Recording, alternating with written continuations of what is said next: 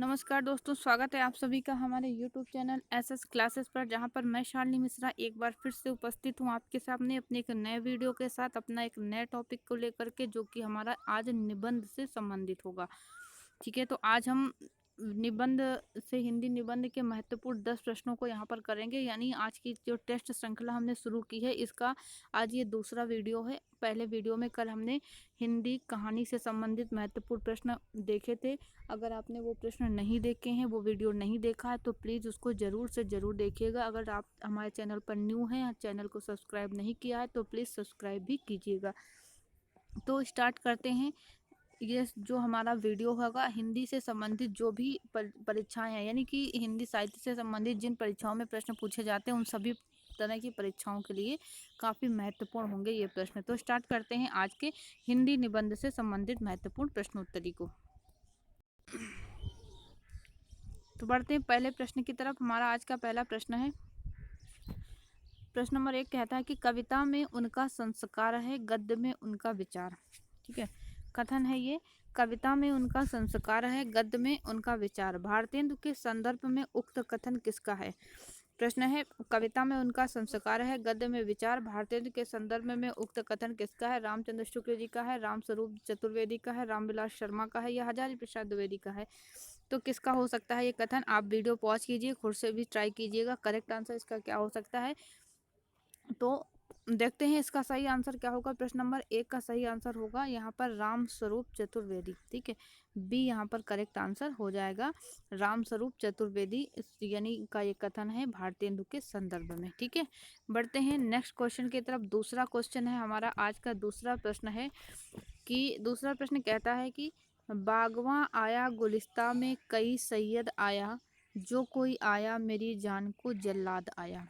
ठीक है, बागवां आया गुलिस्ता में कई सैयद आया, जो कोई आया मेरी जान को जल्लाद आया। ये उक्ति भारतेंदु के किस निबंध से ली गई है? किस निबंध से संबंधित है? बादशाह दर्पण से, कालचक्र से, दिल्ली दरबार दर्पण से, या अंग्रेज स्रोत से? तो क्या होगा इसका करेक्ट आंसर? देखते हैं, आप लोग भी खुद से ट्राई कीजिएगा इसका आंसर क्या हो सकता है। तो ये जो प्रश्न है, भारतेंदु की ये उक्ति है, किस निबंध से है? तो ये बादशाह दर्पण से ली गई है। ठीक है, बादशाह दर्पण की ये उक्ति है जो हमने इस प्रश्न में ली है। तो ए आंसर यहाँ पर, ऑप्शन नंबर ए यहाँ पर करेक्ट हो जाएगा। बढ़ते हैं आज के तीसरे प्रश्न की तरफ। आज का हमारा तीसरा प्रश्न है कि इनमें से कौन सा निबंध बालकृष्ण भट्ट का नहीं है? ठीक है, इनमें से कौन सा? इंग्लिश पढ़े तो बाबू होए, मेला ठेला, प्रतिभा, संगीत सार। तो क्या होगा इसका करेक्ट आंसर? रचनाएं भी अक्सर परीक्षा में हमें देखने को मिलती हैं, ऐसी तो रचनाओं से भी संबंधित प्रश्न जरूर यानी हमें पढ़ना चाहिए, उससे संबंधित भी प्रश्न हमें देखने को मिलते हैं। तो इंग्लिश पढ़े तो बाबू है, मेला ठेला और प्रतिभा, ये तीनों निबंध किसके हैं? बालकृष्ण भट्ट जी के हैं। जो संगीत सार है, ये निबंध इनका नहीं है। ठीक है, तो करेक्ट आंसर यहाँ पर संगीत सार हो जाएगा। संगीत सार किसका है? भारतेंदु जी का निबंध है। ठीक है, संगीत सार किसका है? भारतेंदु जी का निबंध है संगीत सार। ठीक है, तो इसका आंसर क्या हो जाएगा यहाँ पर? डी। बढ़ते हैं अगले प्रश्न, चौथे प्रश्न की तरफ। आज का हमारा चौथा प्रश्न है, ये गद्य रचना को एक कला के रूप में ग्रहण करने वाले, कलम की कारीगरी समझने वाले लेखक थे। शुक्ल जी का ये कथन किसके संदर्भ में है?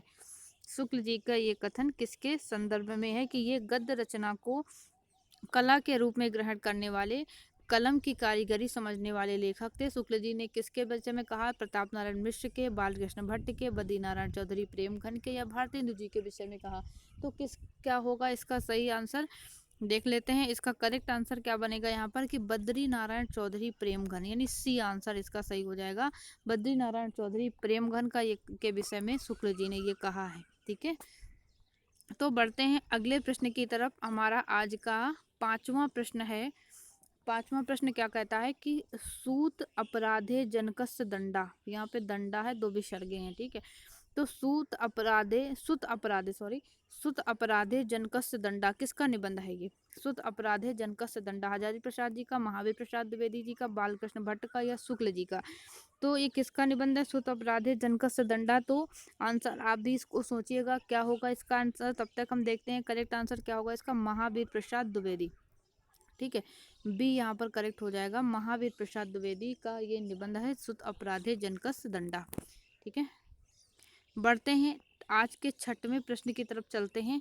छठवां प्रश्न है आज का, आचार्य शुक्ल ने किसके निबंधों को सायास अनुप्रास में गुथे शब्द गुच्छों का अटाला कहा?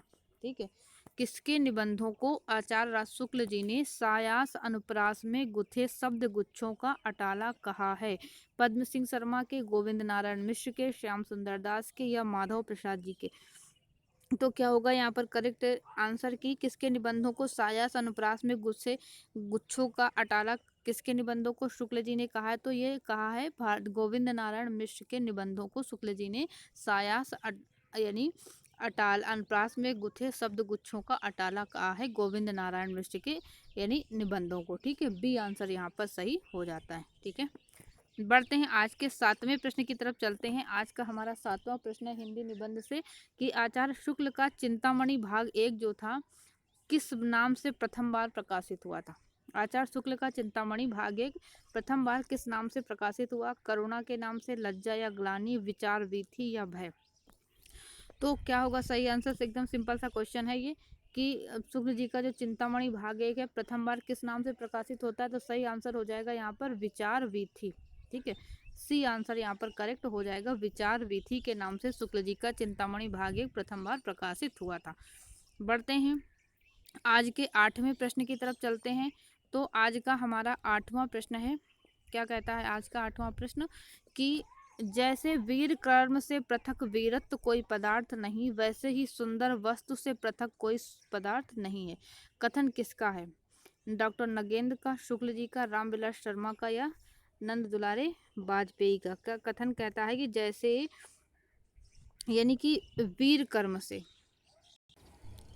पृथक वीरत्व कोई पदार्थ नहीं, वैसे ही सुंदर वस्तु से पृथक सौंदर्य कोई पदार्थ नहीं है। ये कथन शुक्ल जी का, नगेंद्र जी का, रामविलास शर्मा या नंद दुलारे वाजपेयी का। जो तो ये आंसर यहाँ पर करेक्ट क्या होगा हमारा कि बी नंबर यहाँ पर सही हो जाएगा। आचार्य रामचंद्र शुक्ल जी का ये कथन है, ये उनके निबंध से संबंधित है। ठीक है, बढ़ते हैं क्वेश्चन नंबर 9 की तरफ। आज का नवा क्वेश्चन हमारा विद्यानिवास मिश्र से संबंधित कि विद्यानिवास मिश्र के निबंधों का सही क्रम क्या है? ठीक है, परंपरा बंधन नहीं, भ्रमरानंद के पत्र, लागो रंग हरि, फगुना दुईरे दिना, लागो रंग हरि, भ्रमरानंद। क्या होगा इसका करेक्ट आंसर? तो वीडियो पॉज कीजिए, खुद से इसको ट्राई करने की कोशिश कीजिएगा, क्या होगा इसका करेक्ट आंसर। तो देखते हैं इसमें पहला सबसे पहले का आंसर क्या बनेगा? परंपरा बंधन नहीं, भ्रमरानंद के पत्र, लागो रंग हरि, फगुना दुईरे दिना। तो ऑप्शन नंबर ए यहाँ पर करेक्ट हो जाएगा। परंपरा बंधन 1976 में आता है, फिर भ्रमरानंद 1981 में, लागो रंग हरि 1985 में और फगुने दुईरे दिना 1994 में आता है। ठीक है, बढ़ते हैं आज के अंतिम प्रश्न की तरफ। आज का अंतिम प्रश्न है वैष्णव की फिसलन रचना किसकी है? नामवर सिंह की, हरिशंकर परसाई की, बाल मुकुंद गुप्त की या इनमें से किसी की नहीं? वैष्णव की फिसलन, तो वैष्णवों की फिसलन किसकी है? क्या होगा करेक्ट आंसर? तो देख लेते हैं, हरिशंकर परसाई, बाल मुकुंद गुप्त, नामवर सिंह में से किसका होगा? तो ये होगा इसका सही आंसर आज का बनेगा 10वें प्रश्न का आंसर होगा हरिशंकर परसाई की रचना है वैष्णवन की फिसलन। ठीक है, 10 नंबर यहाँ पर आंसर इसका बी हो जाएगा। तो आज का 11वां प्रश्न आपके लिए है, इसका आंसर आप लोग कमेंट बॉक्स में कमेंट करके बताइएगा। वाद विवाद और संवाद किसकी रचना है? वाद विवाद और संवाद किसकी रचना है? रामरतन भटनागर की, नामवर सिंह की, विद्यानिवास मिश्र की या माधव प्रसाद मिश्र की? तो इसका आंसर कल के वीडियो में हम देखेंगे। तो क्या होगा इसका करेक्ट आंसर? सभी लोग इसको कमेंट के माध्यम से इसका आंसर जरूर से जरूर दीजिएगा। तो ये थे हमारे आज के कुल 10 प्रश्न।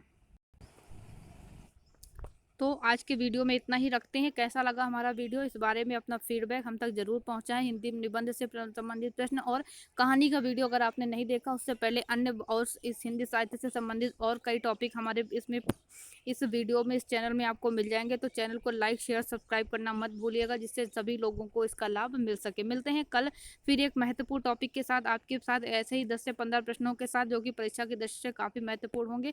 तो इनमें से अगर आपके पास यानी कुछ भी यानी 2 से 5 क्वेश्चन ही अगर आपको अगर परीक्षा में मिल जाते हैं, तो ये हमारी मेहनत इसमें सफल समझी जाएगी। तो जरूर देखिएगा हमारे सभी चैनल के वीडियो और इसी तरह हमारे चैनल से बने रहिएगा।